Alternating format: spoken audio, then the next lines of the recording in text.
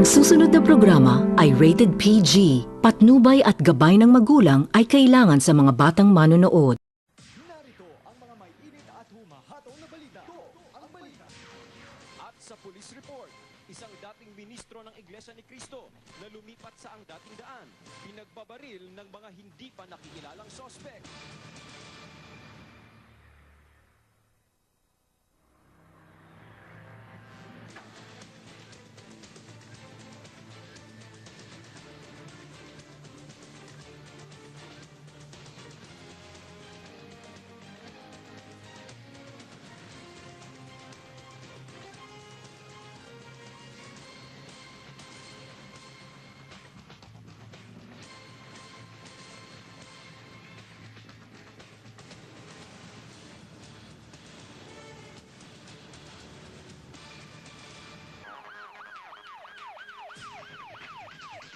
Isang dating ministro ng Iglesia ni Cristo na lumipat sa ang dating daan ang pinagbabaril ng hindi pa nakikilalang mga salarin. Ito ang balita ni Dave Tirao. 6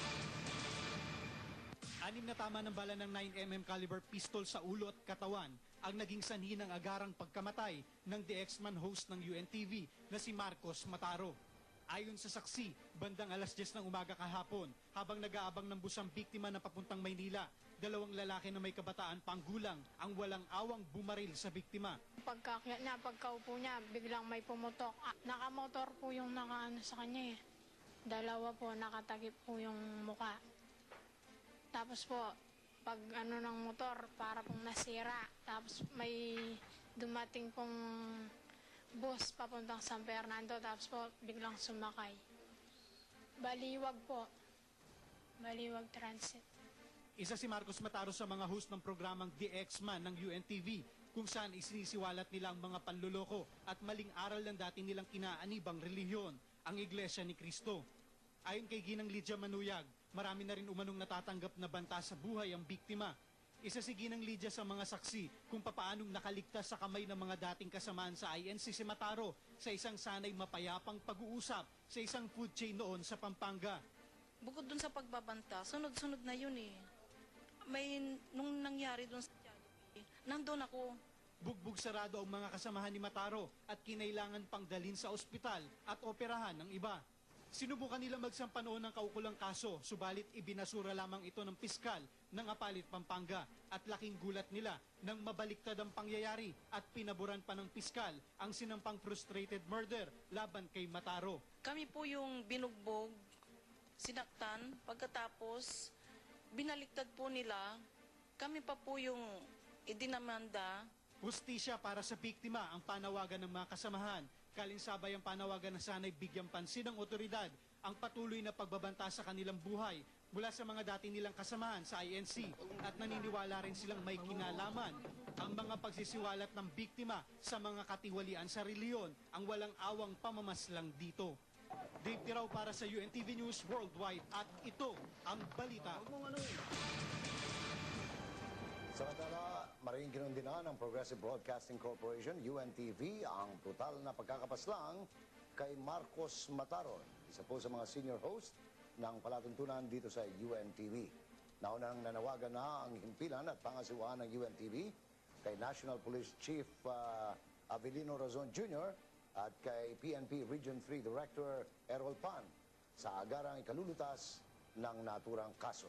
Masusi pong nakasubaybay ang himpilang ito sa mga developments ng brutal na krimen. Ministro ng INC na lumipat sa ABB, pinagbabaril hanggang sa mamatay.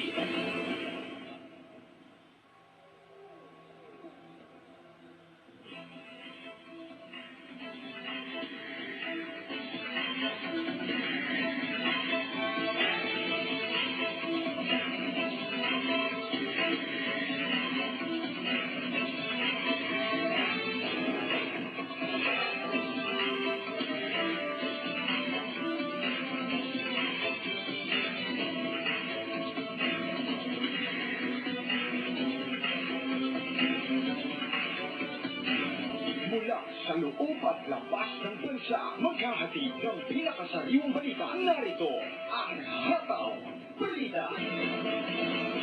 Nauna sa ating mga balita ngayong umaga, isang dating ministro ng Iglesia ni Cristo na lumipat sa ang dating daan. Ang pinagbabaril hanggang mamatay ng mga hindi pa nakikilalang suspect. May hatol na balita si Sherwin Damasco.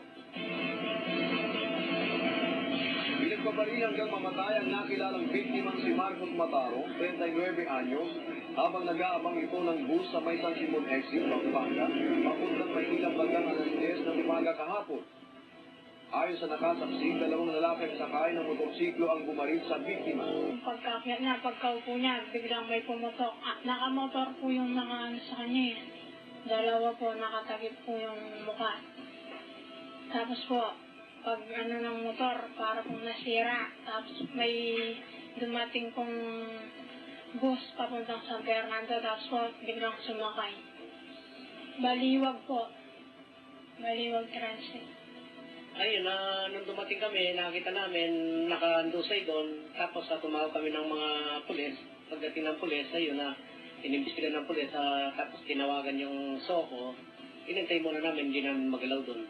Dalawa sa dibdib, isa sa leg, isa sa mata, isa sa batok, at isa sa may ilalim ng tenga. Bali, 6 yung tama. Ayun. Lumalabas sa investigasyon ng SOCO, nagdamo ng 6 na tama ng bala ng 9mm caliber pistol, si Mataro na agad naman itong ipinasawi. Kasalukuyang pa rin inaalam ng otoridad ang pagkakakilala ng mga sospek at malaki ang hinala ng hepe ng San Simon na si Police Officer Francisco Ortiz na may kinalaman umano sa paglipat ng reliyon ang pagpaslang sa biktima. Balak namin mag-conduct ng follow-up nito. Yung may-ari ng motor, baka kahit na dyan lang, malaman namin. Meanwhile, inaantay lang namin yung mga kamag-anak ng matay. Baka may makuha rin kami lead. Alam mo, kung may pantayan na nabubuhay. Napag-alamang dating ministro ng INC si Mataro, bago ito lumipat sa ABB na naging pangunahin din itong host ng programang The X-Man, kung saan ito isinisiwalat ng mga maling-aral na itinuturo ng dating reliyong kinahaliban. Sherwin Damasco, para sa Atong Balita ng UNTV News.